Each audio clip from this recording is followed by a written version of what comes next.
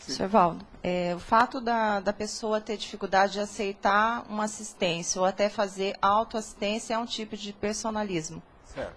É isso? Depende. Cada caso tem que mostrar como é que é.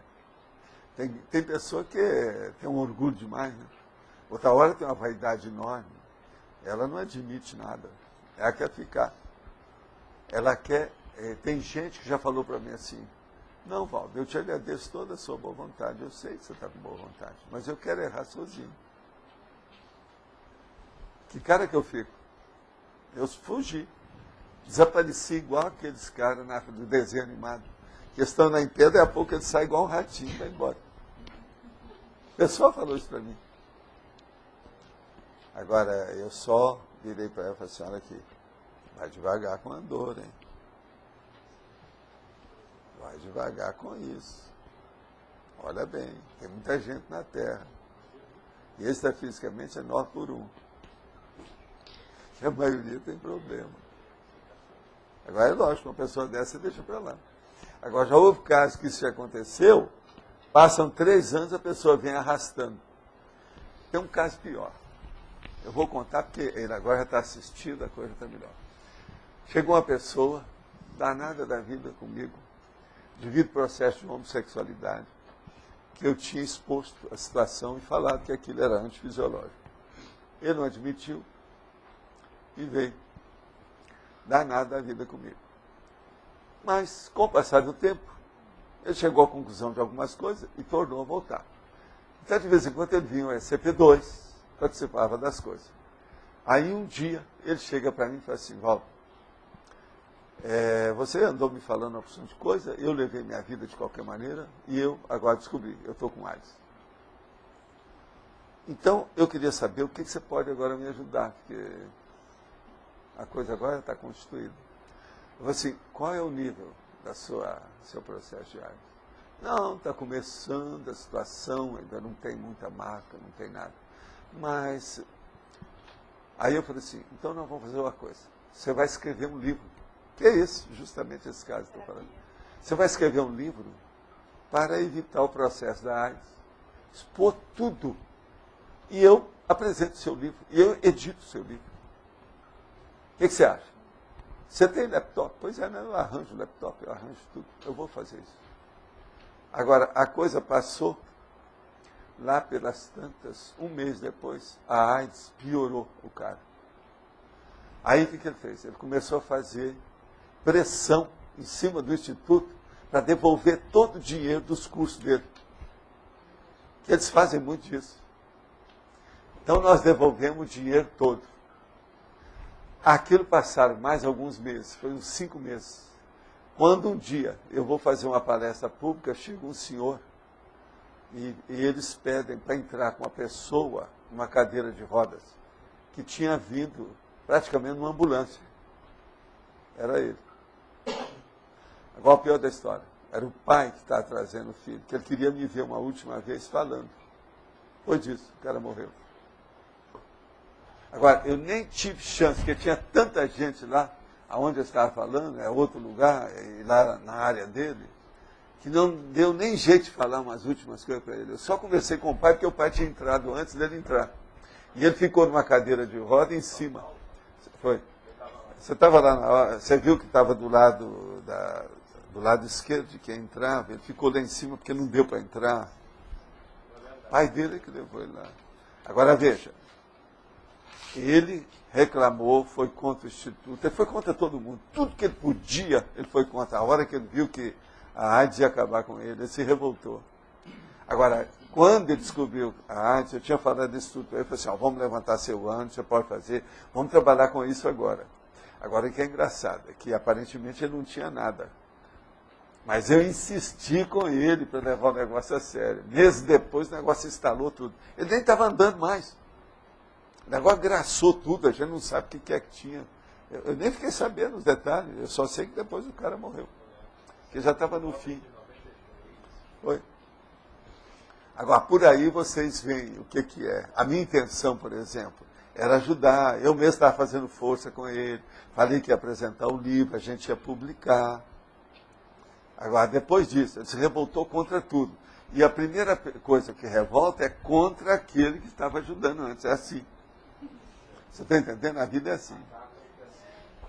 Eu já contei também o caso daquela outra pessoa no Rio, por exemplo, que era uma senhora que ela estava desenganada. Quando ela descobriu que estava desenganada, a situação estava precária, uma amiga dela me pediu. Nós fomos lá e limpamos o ambiente dela. Tiramos os assediadores, o povo do passado dela, com os aparadores, né? Eles deram a limpeza. Ia ficar feliz da vida, a família toda feliz, e tudo certo. E a dona, vamos dizer, no corredor da morte. Aquilo é há pouco tempo de vida. Agora, nesse ínterim, eu viajo, vou para o exterior, dar curso nos Estados Unidos, Europa, aquela coisa. Quando eu volto, a minha amiga chega para mim e diz, Valdo, tudo aquilo que nós fizemos, que os amparadores fizeram, tudo deu um revertério enorme. A dona está no fim, mas ela ficou pior, contra a morte, contra os outros, contra a vida, contra o universo, contra tudo. Mudou, transfigurou tudo. Eu disse, não, então a gente vai dar um pulo lá. Eu falei assim, ó, o melhor é não ir, que está todo mundo até com medo dela. Mas por quê? Ela não pode sair da cama. Ela pode sair da cama. Por causa do assediador.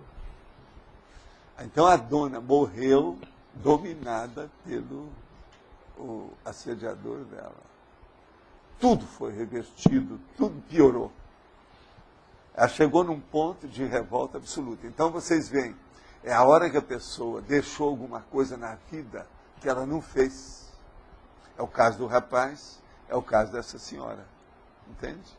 Essa senhora até que já tinha uma certa idade. Mas ninguém esperava aquilo na família. Agora, é uma pena porque o povo tudo conhecia. Essa minha amiga era amiga dela, praticamente da mocidade. Você está entendendo?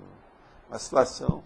Então vocês vejam, às vezes o processo mais sério é o problema da dessoma. Quando a pessoa vai no corredor da morte, na UTI, é aí que ela dá alteração. Entende? Mais séria. Ela mostra a realidade dela, porque ela está sepultando aquilo, estava cobertando a situação, fez uma inculcação do processo. E de uma hora para outra aquilo pode rebentar, vem a furo. Agora, são casos dificílimos para a gente ajudar. Mas a gente tem que insistir, fazer força, ir lá com calma, paciência. Eu, antes de viajar, eu fui na casa dessa moça lá umas 3 vezes, até limpar tudo. Todo mundo está tão feliz.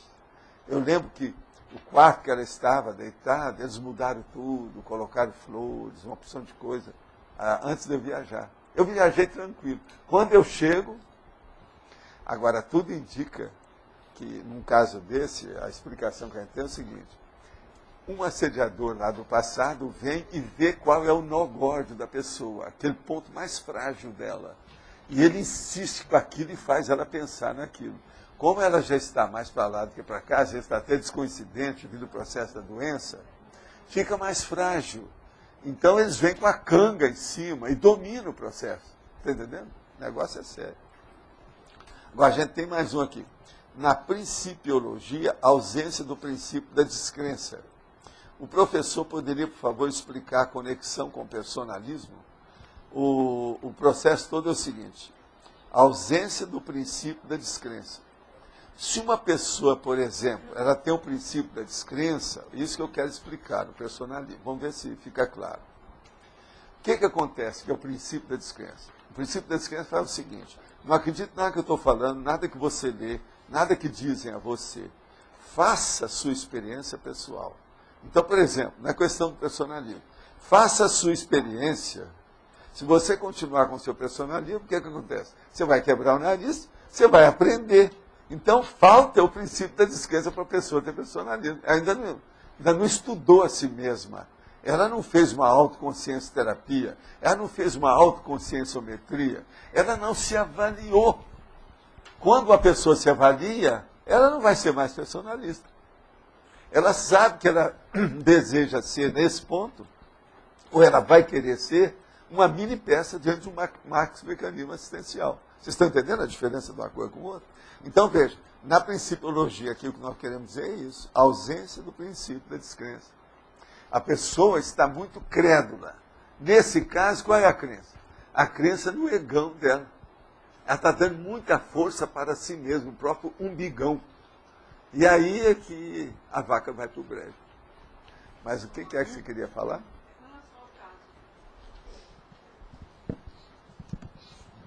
É que você falou assim, o caso ficou tudo limpo e houve um revertério. O que é que fez esse revertério? É isso que eu estou falando, é a pessoa do passado, que eles pegaram, juntaram tudo, deve ter feito assim um cenáculo, um círculo. Falaram assim, não, qual é o ataque que nós podemos fazer final? Porque ela estava frágil, no fim da vida. Então eles pegaram alguma coisa muito que estava faltando para ela. E vem o Espírito Santo de orelha, que é o processo do assédio. Então começaram a falar, deve ter sido alguma coisa nesse sentido. E nisso ela... Agora ela ficou irracível, cáustica, vamos dizer, Nada chegava recalcitrante, absoluta, sem jeito. Outra coisa, eles acharam que nem eu devia de aparecer lá. Estavam com medo, talvez, que o assediador ficasse lá incorporado e viesse contra mim para furar meus olhos. Né?